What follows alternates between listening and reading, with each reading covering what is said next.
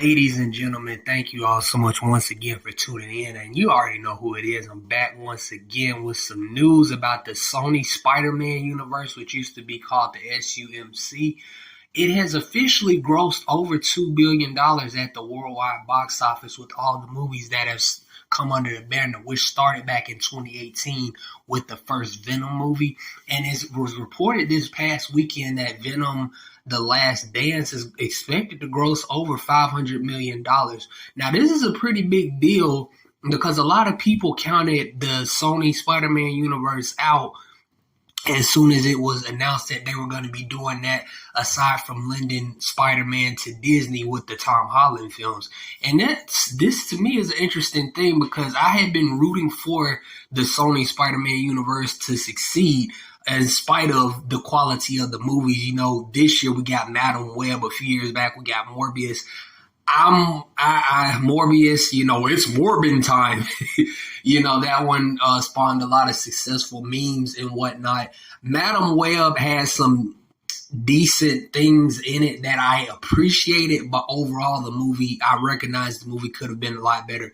Talking about the Venom movies, I've seen all three Venom movies.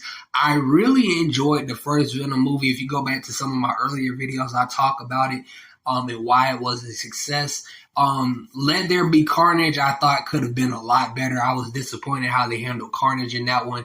And I thought The Last Dance, which came out recently, was pretty good. I actually really enjoyed it.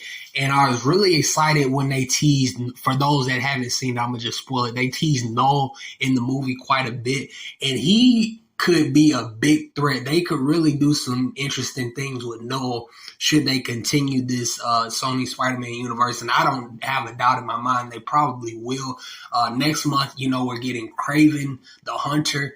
And in spite of Kraven not being in a Spider-Man movie, which I have long wanted, I will say that the Kraven the Hunter, based on everything I've seen, the trailers and the things that I've heard about the movie, it actually looks like it's going to be a pretty decent movie. I'm really excited to see that. That one comes out on December 13th. For parents that are listening, you have to keep your kiddos at home or go see the movie with them because it is going to be the first R-rated movie in the Sony Spider-Man universe. And yeah, man, this is really interesting, man. I'm intrigued to see what they do beyond this because, you know, Venom, Tom Hardy and everybody confirmed that was the last Venom movie. We don't really know much else of what they have planned because Morbius and Madam Web were both critical and commercial failures, unfortunately. I do think they were planning to do Silver Sable movie initially, and then I think it got reworked into a series. I don't know if they're still doing that one. And I think, if I'm not mistaken, I know they're planning a Spider-Man Noir series with Nicolas Cage. That should be interesting as well. They were planning a Cindy Moon, Silk. She's a female Spider-Man. For those that don't know, the Asian Spider-Girl. Sorry, I said Asian Spider-Man. That's funny. Asian Spider-Girl.